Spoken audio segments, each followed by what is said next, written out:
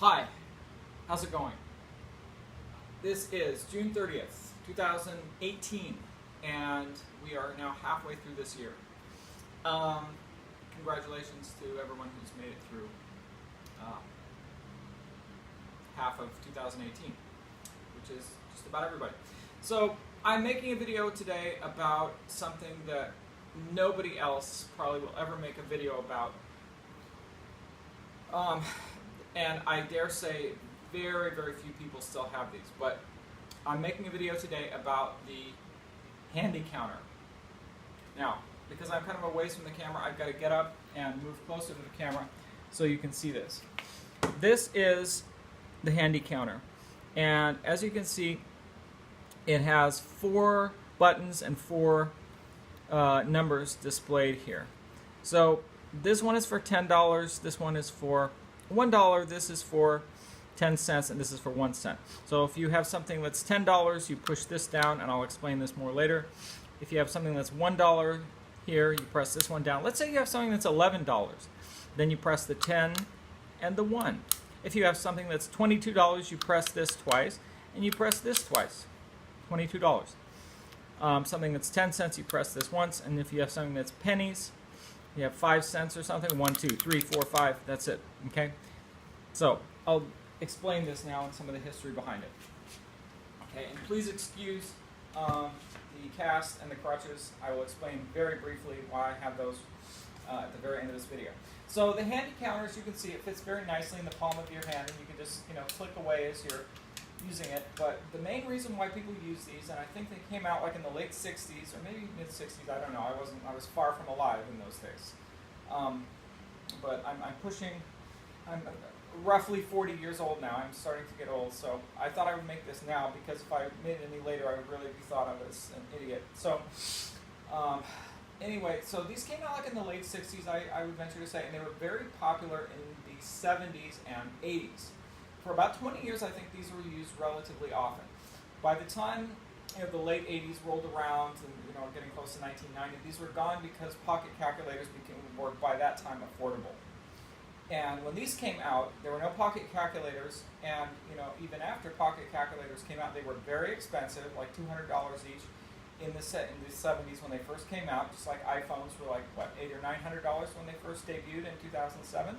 It's that way for all technology. So $200 would, in like 1972 when they first came out, were not affordable by the masses. These were like $1.99, probably less than that when they first came out, and these were considered very innovative at the time.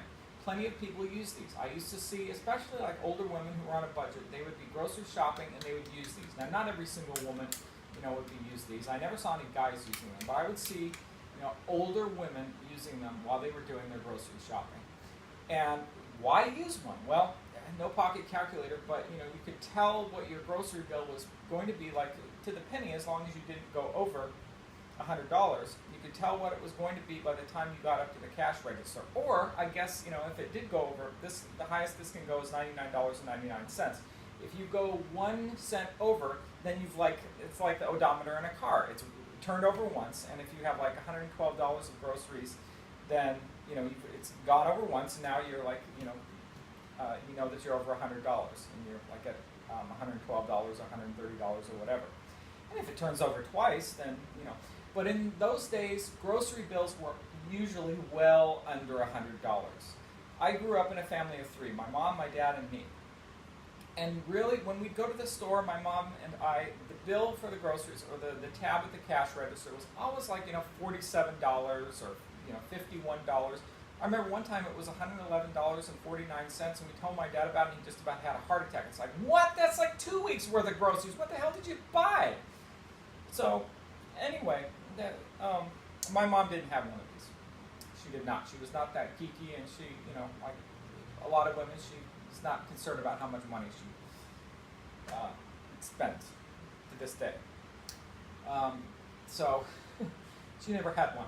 But these were very good, especially for people who are on a budget to use. And as I say, they can, as I was showing you earlier, this can only go up to $99.99, and then once you click the 1 cent or any of the other buttons, it completely turns itself over to 0 again. Okay, so you know, it fits very nicely in the palm of your hand, and you know, at the time, you know, this was considered very innovative technology, and they had a place. They sold plenty of these. Now, why am I still holding on to this? Literally and figuratively. Well, I found it at the very bottom of a box of old documents, paperwork, and other junk, assorted junk that was just sitting around forever. And I've moved like 10 times in my life, maybe once or twice more than, like maybe 11 or 12 times. But this thing has stayed with me, and I hadn't seen it in years, and I saw this, I'm thinking, my God, nobody even thinks about these anymore. And I'm sure once I post a video about it on YouTube, I'll be like the only one who posts about it, because handy counters just don't exist. If this video gets like 100 hits in like a year, I'll be flabbergasted. So, you know, I'm putting this on YouTube with, you know, the heading of calculator prototype, which is really what this was. And, you know, nowadays, I mean, you can buy a calculator, a big fat solar powered calculator with big keys at the 99-cent store for like 49 cents. I mean, nowadays, anybody can buy a calculator, really. So, anyway, thank you very much for watching. I mean, if you found this video and are watching it, you have like my sincere congratulations and thanks for your interest. I don't know where the hell you would get something like this nowadays. Maybe online, you know, on eBay or something like that. I'm sure somebody's got them for sale on eBay, you know, an old one. They don't make them anymore, you know, and to use one is just utterly pathetic. I mean, especially because phones nowadays have calculators. But anyway, that's my video about the handy counter. I don't even know the manufacturer of this thing. I think there was only one, because they always looked the same. It had the same, you know, gold lettering and, you know, cheap plastic. But still, I mean, I can't even call it that cheap. I mean, it's held up well over the years. It hasn't melted. It hasn't, you know, it's still functional. It seems like fairly robust, even though it's really, for all intents and purposes, made like with cheap plastic. But, you know, if you bend it or something, you know, it's crush proof. I can't bend it, you know.